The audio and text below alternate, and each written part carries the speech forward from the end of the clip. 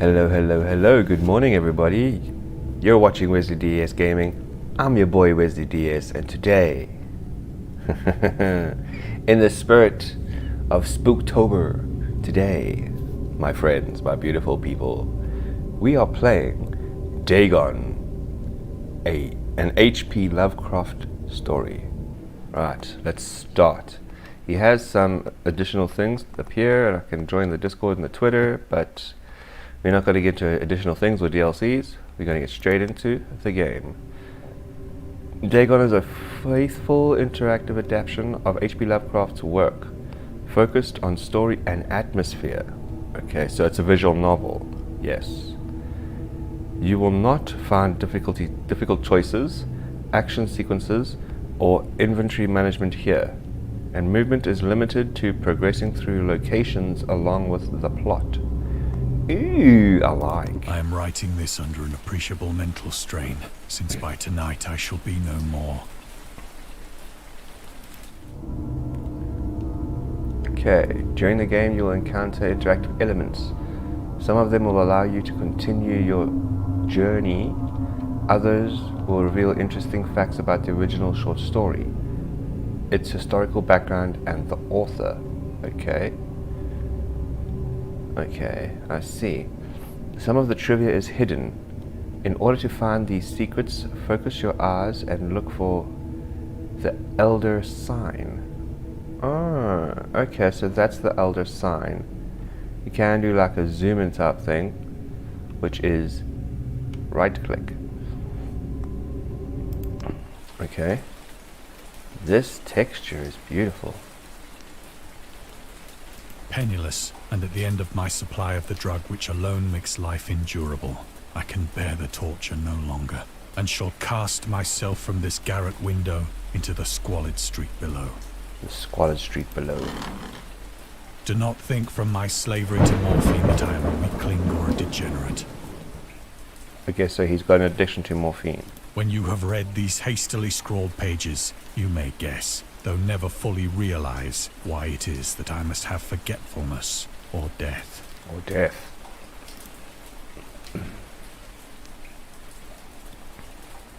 I see. Morphine. Morphine was entered into the 19th century and was routinely administered to treat severe pain during the American Civil War from 1861 to 1865. Okay, interesting. World War I was from 1914 to 1918. So there wasn't really a lot of time between World War I and World War II, eh? It was also sold without restrictions until 1914. Morphine became more popular after the invention of hypodermic syringe around 1854. Frederick, can't pronounce your surname, Sertiner, who first isolated the substance, originally named morphine after Morpheus. I actually knew that, the Greek god of dreams. Yes, I actually knew that. And the time when Dagon was published, morphine abuse, known as the soldier's disease, already posed a big problem in the United States.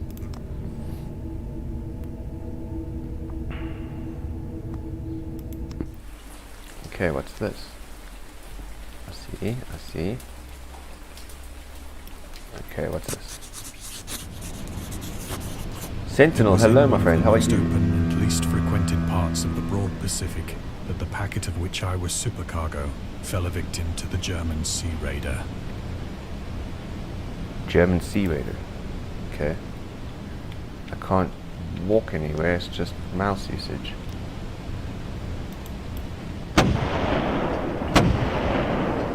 You're doing alright? Awesome, my friend.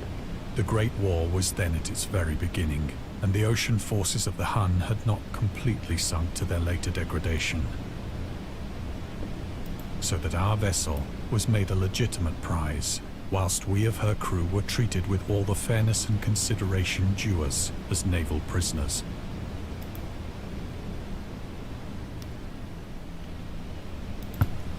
Seeing as I don't need the keyboard, I am going to put that there.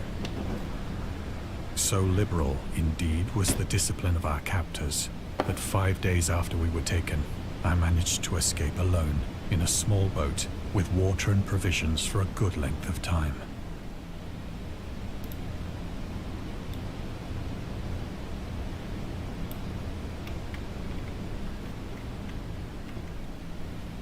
Alright, there we go. When I finally found myself adrift and free, I had but little idea of my surroundings.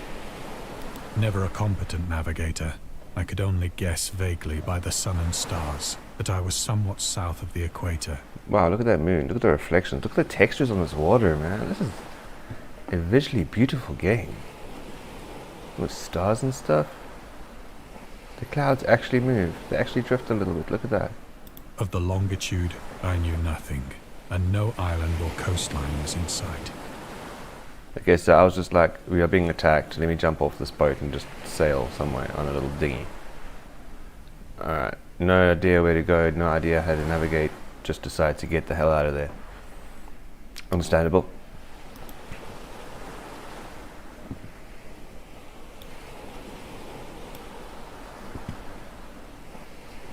Where do I go?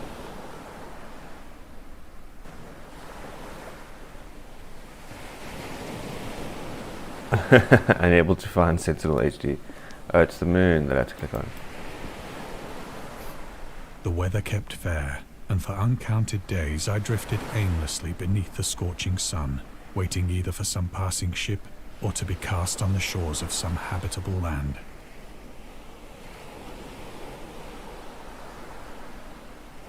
Streamlabs, you silly girl. Okay.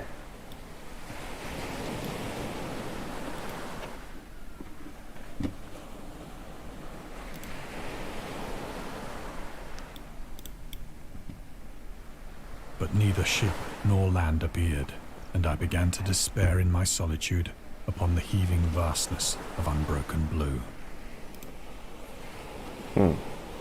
The change happened whilst I slept. The change? Its details I shall never know, It's starting to get creepy already. for my slumber, though troubled and dream-infested, was continuous. What to do?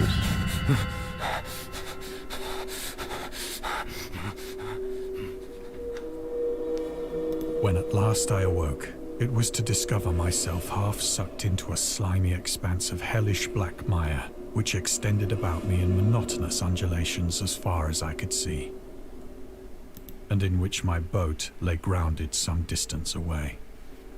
Though one might well imagine that my first sensation would be of wonder at so prodigious and unexpected a transformation of scenery, I was in reality more horrified than astonished.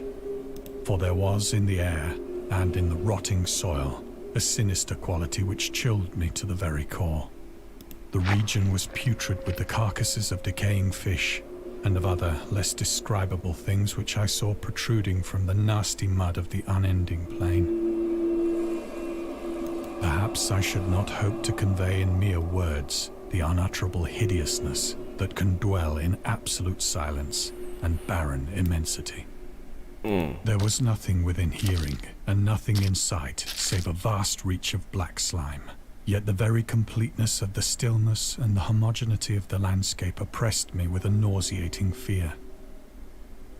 The sun was blazing down from a sky which seemed to me almost black in its cloudless cruelty, as though reflecting the inky marsh beneath my feet. Oh my.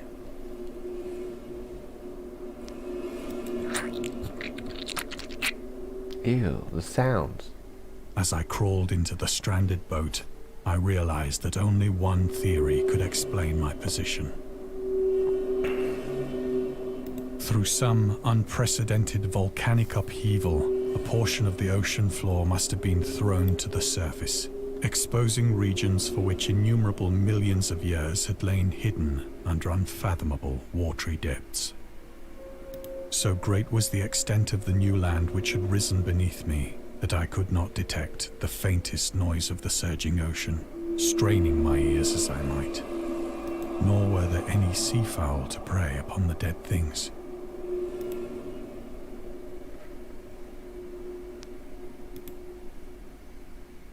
For several hours I sat thinking or brooding in the boat, which lay upon its side and afforded a slight shade as the sun moved across the heavens. As the day progressed, the ground lost some of its stickiness and seemed likely to dry sufficiently for traveling purposes in a short time. That night I slept but little, and the next day I made for myself a pack containing food and water, preparatory to an overland journey in search of the vanished sea and possible rescue.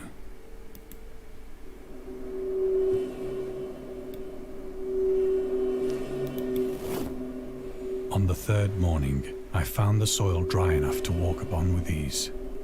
The odor of the fish was maddening, but I was too much concerned with graver things to mind so slight an evil, and set out boldly for an unknown goal. This is creepy and disgusting at the same time, but intriguing.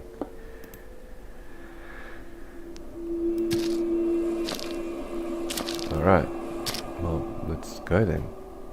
All What day the I heck? forged steadily westward, guided by a faraway hummock which rose higher than any other elevation on the rolling desert. What is that? What are these? What the hell?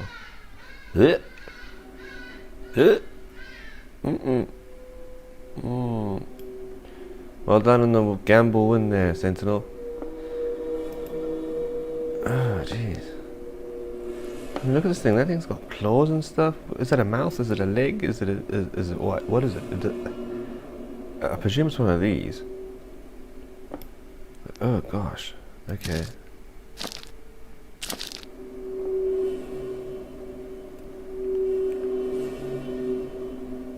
Here's a dead whale.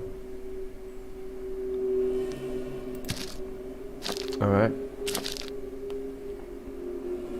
That night, I encamped, and on the following day still travelled toward the hummock, though that object seemed scarcely nearer than when I had first espied it.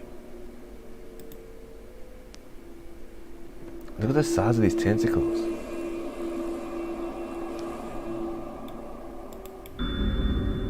The creator of the Cthulhu mythos and the functional underwater city of R'lyeh was convinced that life could not exist at the bottom of the ocean because the water pressure would make it uninhabitable. Today we know that the darkest depths of the ocean are home to many peculiar organisms. The deepest dwelling fish we have discovered so far, the marina snailfish, can live about 8,000 meters. That's far, yo. That's deep. More than 26,000 feet below the ocean surface, in never-ending darkness, and at hellishly crushing pressures, hundreds of times stronger than those found at sea level. Upon glancing at the modern photos of deep-sea creatures, such as the anglerfish and the fangtooth, or the viperfish, and their truly Lovecraftian characteristics, it's hard not to find some irony in this. I know, right? Like, he obviously thought that there was no life under there because of the pressure and all that stuff, right? But yet, the creatures that he imagined kind of look like the creatures that are down there. Weird. Look at the size of these tentacles, bros. Like, what the heck? What could have such a big tentacle like that? It's like, goes all the way across. It's one long tentacle from there all the way to there. Wow. Wow.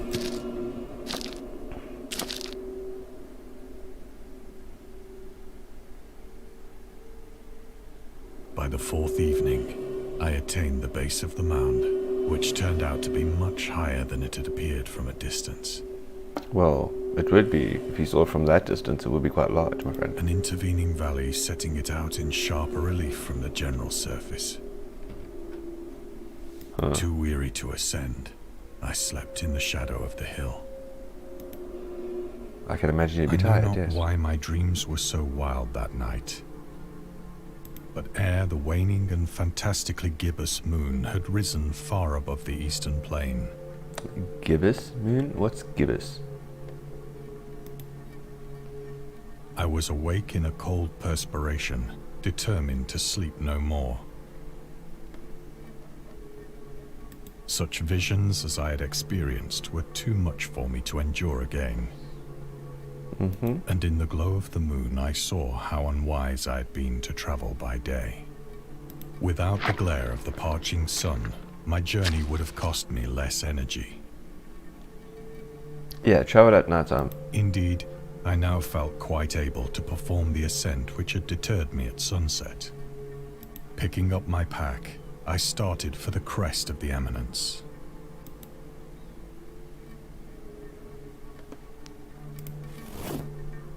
I have said that the unbroken monotony of the rolling plain was a source of vague horror to me. But I think my horror was greater when I gained the summit of the mound and looked down the other side into an immeasurable pit or canyon, Okay. whose black recesses the moon had not yet soared high enough to illumine. I felt myself on the edge of the world, peering over the rim into a fathomless chaos of eternal night. Through my terror ran curious reminiscences of Paradise Lost This is and of Satan's interesting. hideous climb through the unfashioned realms of darkness. As the moon climbed higher in the sky, I began to see that the slopes of the valley were not quite so perpendicular as I had imagined.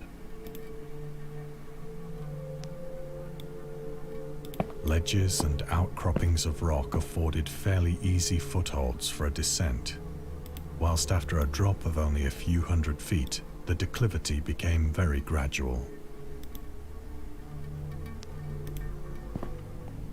okay.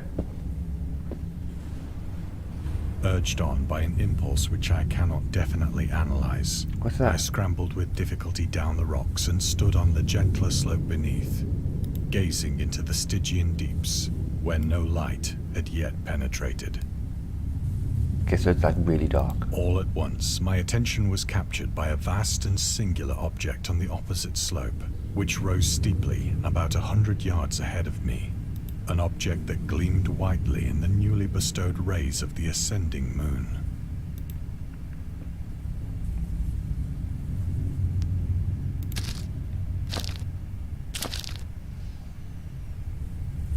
That it was merely a gigantic piece of stone, I soon assured myself, but I was conscious of a distinct impression that its contour and position were not altogether the work of nature. Yeah, I don't think so, buddy. Look at that thing. That thing was man-made. And by man, I don't mean humankind. I mean it was made by hands. A closer scrutiny filled me with sensations I cannot express.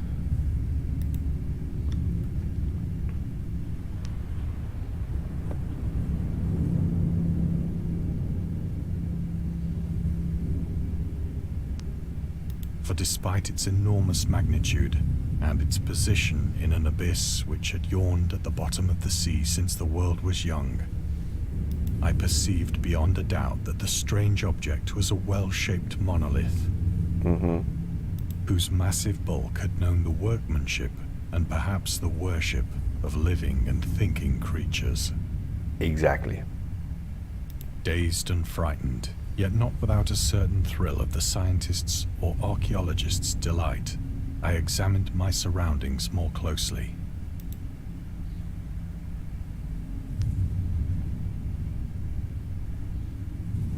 Wow, okay. Well, let's carry on. What is the story? The moon, now near the zenith, shone weirdly and vividly above the towering steeps that hemmed in the chasm, and revealed the fact that a far-flung body of water flowed at the bottom, winding out of sight in both directions and almost lapping my feet as I stood on the slope. Across the chasm, the wavelets washed the base of the cyclopean monolith, on whose surface I could now trace both inscriptions and crude sculptures.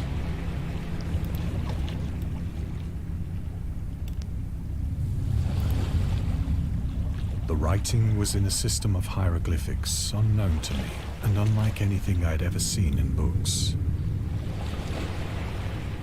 Consisting for the most part of conventionalized aquatic symbols such as fishes, eels, octopi, crustaceans, mollusks, whales, and the like.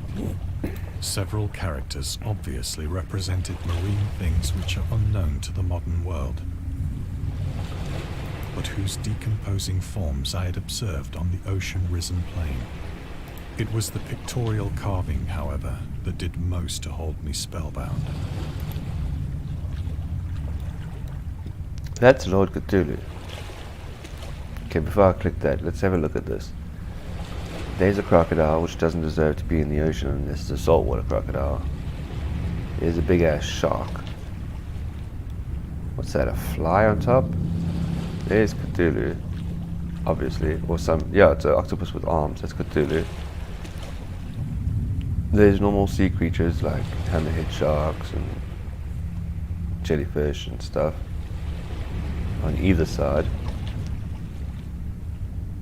That's, I can't see properly, but some sort of squid face thing. I presume it's Cthulhu.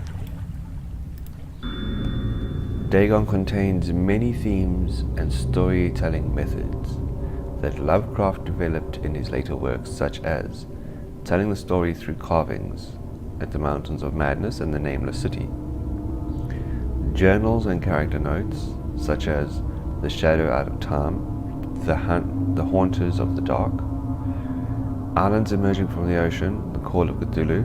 I love Cthulhu, he's one of my favorite characters. Where was I? Oh, there. All functional beings and fictional beings and deities based on real events and mythologies. Migo and the Whisperer in the Darkness. It also considered the origin of popular Cthulhu mythos. Some of Lovecraft's other stories also conclude in a manner similar to Dagon.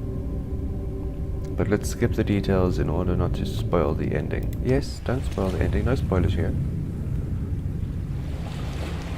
Plainly visible across the intervening water, on account of their enormous size, were an array of bas-reliefs whose subjects would have excited the envy of a Doré. Okay, so there's the monolith, and there's some sort of like fish people, almost like praising the monolith. I think that these things were supposed to depict men, at least a certain sort of men. Fishmen. Though the creatures were shown disporting like fishes in the waters of some marine grotto. Indeed. This is interesting. Or paying homage at some monolithic shrine, which appeared to be under the waves as well. Of their faces and forms I dare not speak in detail, for the mere remembrance makes me grow faint. Grotesque beyond the imagination of a Poe or a Bulwer. So that's these guys' faces. There's 4 of them and 4 different faces. Okay. So one kind of looks like a Cthulhu type character, the bottom one. And I presume that's what like Dagon would look like, maybe? They were damnably human in general outline, despite webbed hands and feet, shockingly wide and flabby lips, glassy, bulging eyes, and other features less pleasant to recall. Okay. Curiously enough, they seem to have been chiseled badly out of proportion with their scenic background. For one of the creatures was shown in the act of killing a whale, represented as but little larger than himself. Because these things are massive. I remarked, as I say, their grotesqueness and strange size. But in a moment decided that they were merely the imaginary gods of some primitive fishing or seafaring tribe. Some tribe whose last descendant had perished eras before the first ancestor of the Piltdown or Neanderthal man was born.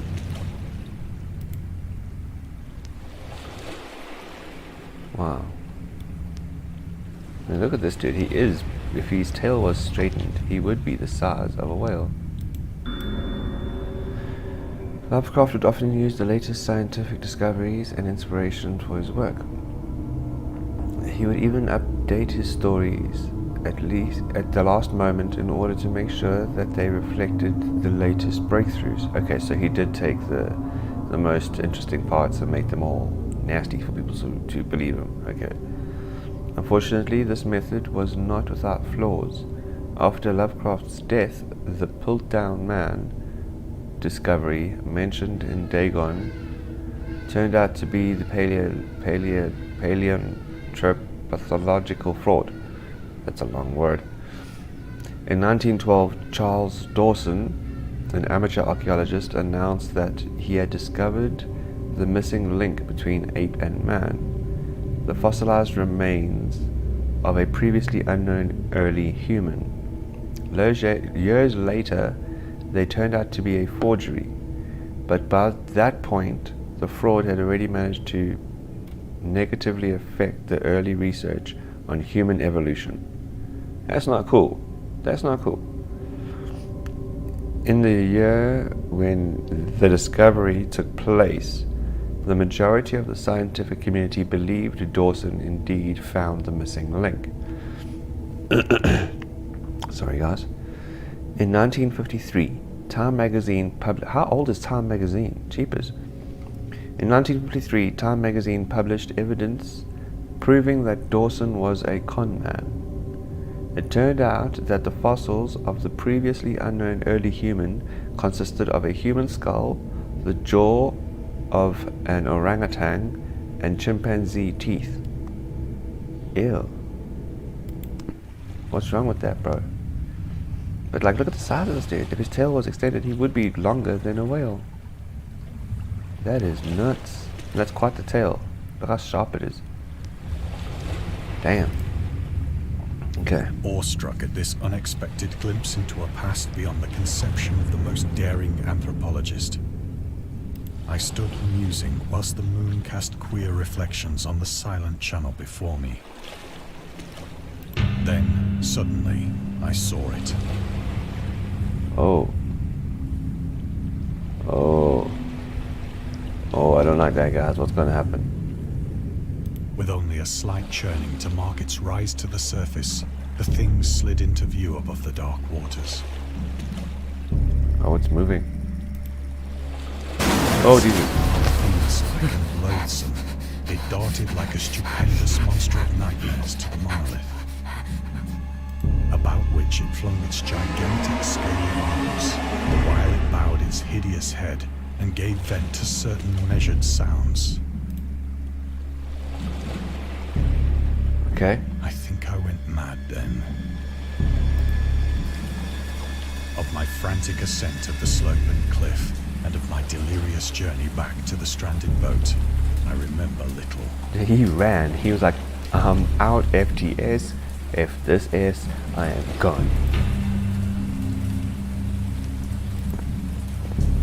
Just go, my bro. Just go. Just climb, buddy. Oh, I gosh. believe I sang a great deal and laughed oddly when I was unable to sing.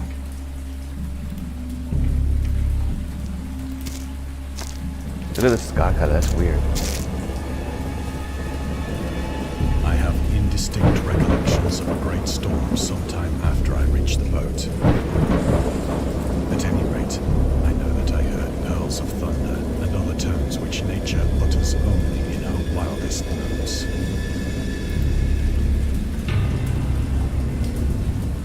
Okay.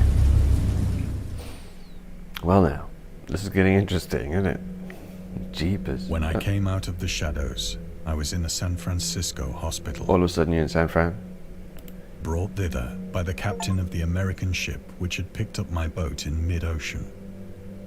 In my delirium, I had said much, but found that my words had been given scant attention. Of any land upheaval in the Pacific, my rescuers knew nothing. Okay. Interesting. Nor did I deem it necessary to insist upon a thing which I knew they could not believe. Nice, keep it to yourself, bro. Don't tell people. You'll be put in the madhouse. You'll put in the choker.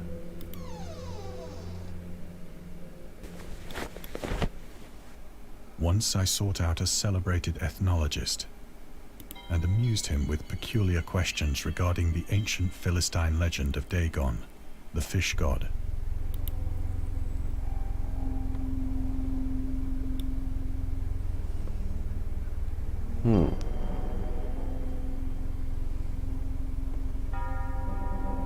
I can't read what those say.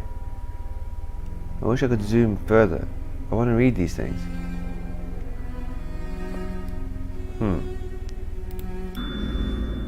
Dagon was the main deity of the Philistines, worshipped throughout the Middle East as the ancient god of fertility and crops. In Hebrew, the word Dagon was a common noun for grain. Okay. The ruler of Akkad, Mesopotamia, chose him as the patron saint of their war conquests. That's weird.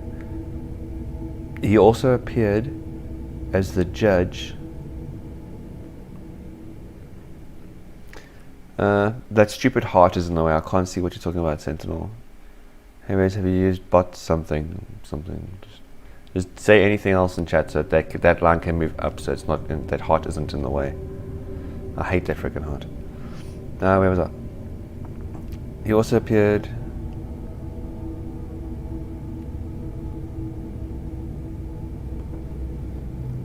Bot Rex? No, I have not. What is that? Never heard of it.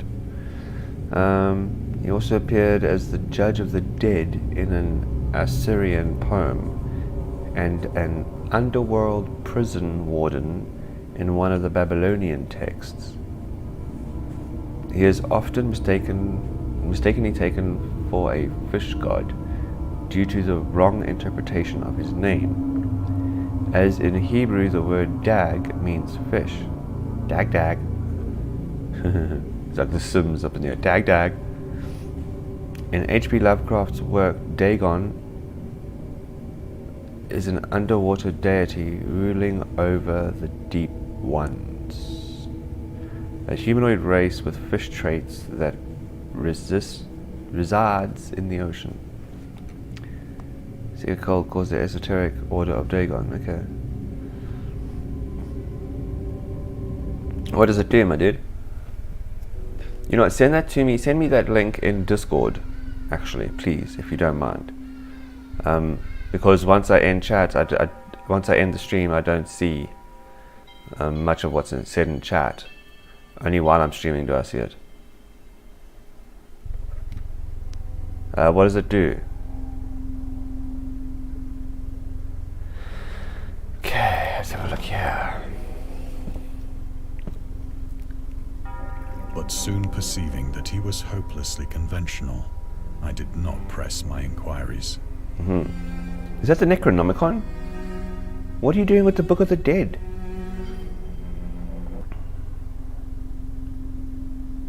It shouldn't end your stream when you click the link. Okay.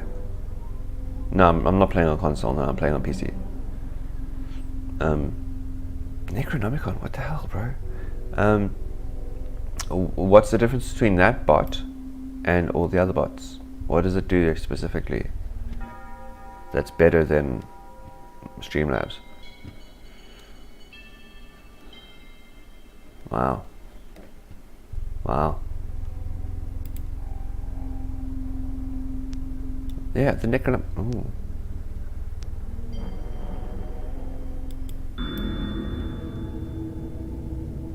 Theologist, he was befriended Lovecraft and published many of his works through his company, Arkham House.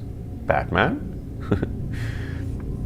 Although he greatly contributed to the popularization of the author's work after his death, he is surrounded by numerous controversies. Okay, blah blah blah, blah blah blah blah.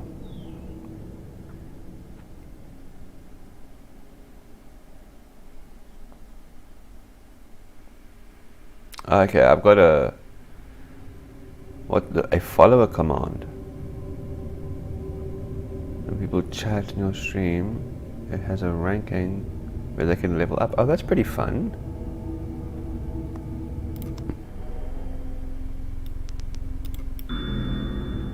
Oh, Lovecraft's attempt to find a job in 1925 were influenced by advice he received from friends.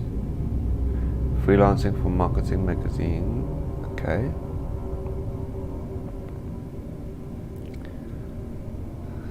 Okay, I'm not going to read all of that. Okay, interesting. Is there anything else? I don't see anything. Anything here?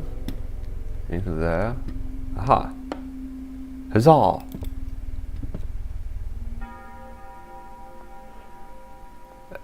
A ranking system for chatting, eh? So it encourages people to chat more? Does it?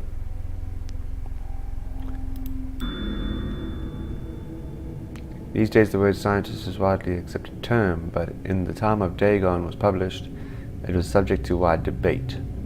After the author used it in the story, critics pointed out that the man of science was a more appreciated term to employ. A scientist and a man of science is the same goddamn thing. You can also have a bot name, Wesley Bot, or something like that. And you have your logo set to the bot. Oh, that's pretty cool. It's a premium feature for like $3. I can't afford that. Anything that asks for money, I'm more like, sorry, I don't have the cash for it. But that's cool. I mean, I don't have to have my bot name and my logo, so. But it's chill. I'll look into it, yeah? Yeah, I'll look into it. Definitely will look into it. Thank you. Appreciate that. Yeah.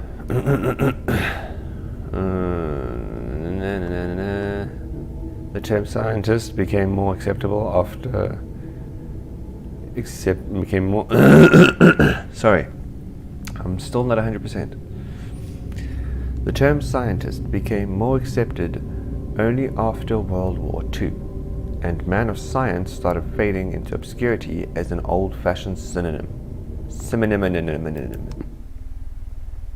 Lol.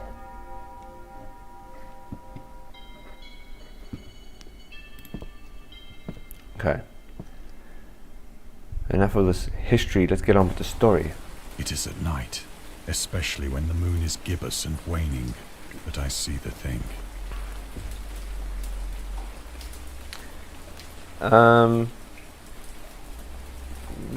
Yes. I think it's Nightbot. Correct.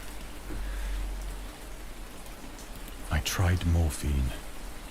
Tried some drugs. But the drug has given only transient surcease, and has drawn me into its clutches as a hopeless slave. So now I am to end it all, having written a full account for the information or the contemptuous amusement of my fellow men. Is he going to kill himself? Oh Lord, he's going to kill himself, ain't he? Lovecraft hated tobacco. He's an anti-smoker. I think it's Nightbot, yeah, I'm pretty sure it's Nightbot. Even though he used to smoke. Okay.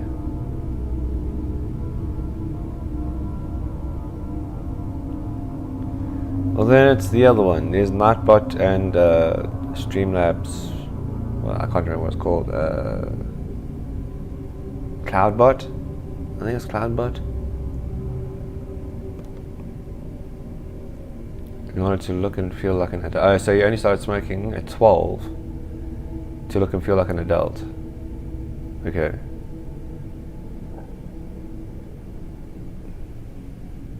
Cloudbot is Streamlabs. Well, no, I don't know, dude. It's part of the Cloudbot Streamlabs thing. I'm not sure. I'm not clued up about it too much. I need to actually try and do some more history research on it.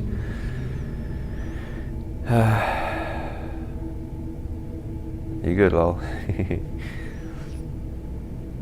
A very strong opinion about alcohol. Okay. As for the matter of drinking, I have never tasted intoxicating liquor. Okay, he doesn't drink. No, you can add commands. People have added commands. Hang on. Let me check something. One second, my friendos. 1 second.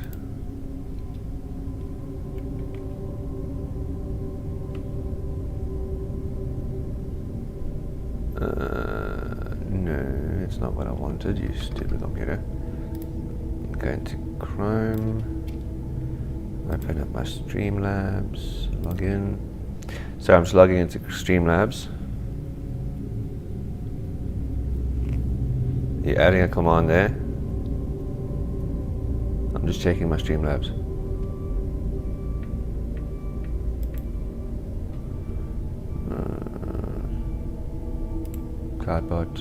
Cloudbot's on.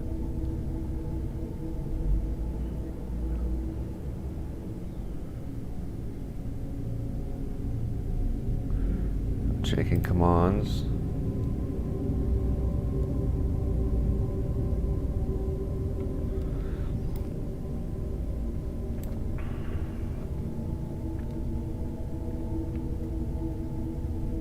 Now they're all on. I have, let me check my command setting.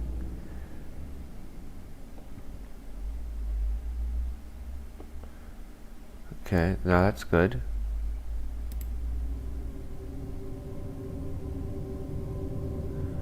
Yeah, no, everything's working 100%, my dude.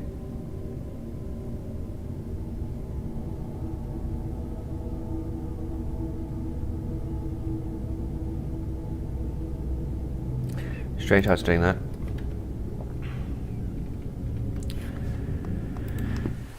Okay, let's see. Often, I ask myself if it could not all have been a pure phantasm. A mere freak of fever, as I lay sun-stricken and raving in the open boat after my escape from the German man of war. It could have been. This I ask myself, but ever does there come before me a hideously vivid vision in reply. I cannot think of the deep sea without shuddering at the nameless things that may at this very moment be crawling and floundering on its slimy bed. Worshipping their ancient stone idols and carving their own detestable likenesses on submarine obelisks of water-soaked granite. Oh hell, did you see the size of that thing? I dream of a day when they may rise above the billows to drag down into their reeking talons the remnants of puny, war-exhausted mankind. Of a day when the land shall sink and the dark ocean shall ascend amidst universal pandemonium. Oh my. That's New York City for sure. I mean, it's old New York City. Because there's not very tall buildings, but that's a lot of monsters in the ocean, man. Oof. There we go. So you removed Sentinel command. Okay, you're gonna add a new one.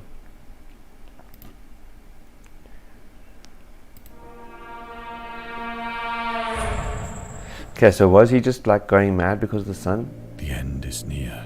Or did he actually see what he actually saw?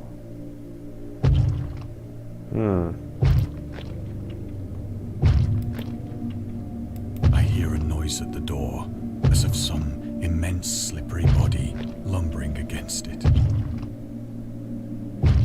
I've just noticed now, these kind of look like tentacles. I know they're not, but they kind of look like tentacles. Oh my gosh. Oh no no no no no no no.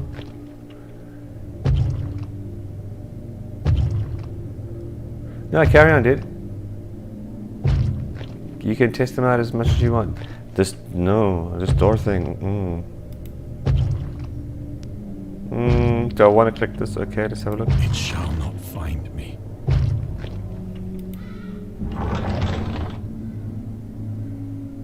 If a tentacle pops out of there, I'm gonna be like, out the window. God, that hand! What hand? Oh jeez. The window! The window! Are you actually going mad? Or is this actually real?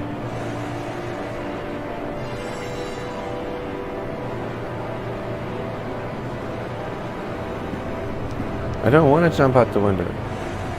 Okay, I'm gonna have to jump out the window.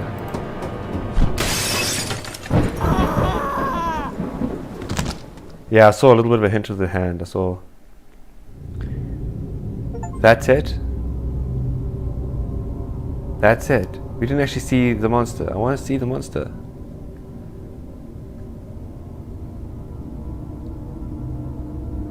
Wow. That wasn't even an hour long. Oh my gosh. Wow.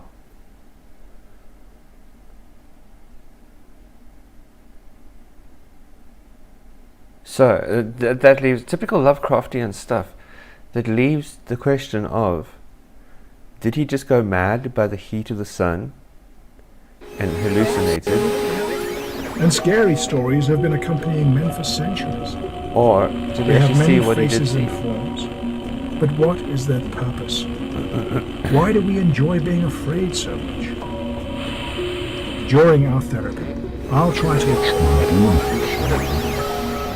During our therapy? No. That's the next one, okay. That was a short little experience, just an hour long. But this game was weird, guys. This game was strange. I enjoyed it, but it was too short. Way too short. But, yeah, we got a little bit distracted at the end there, but that's how it goes. But anyway, I'm gonna go.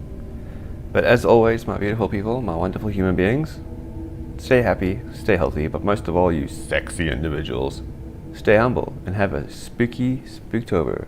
Ciao.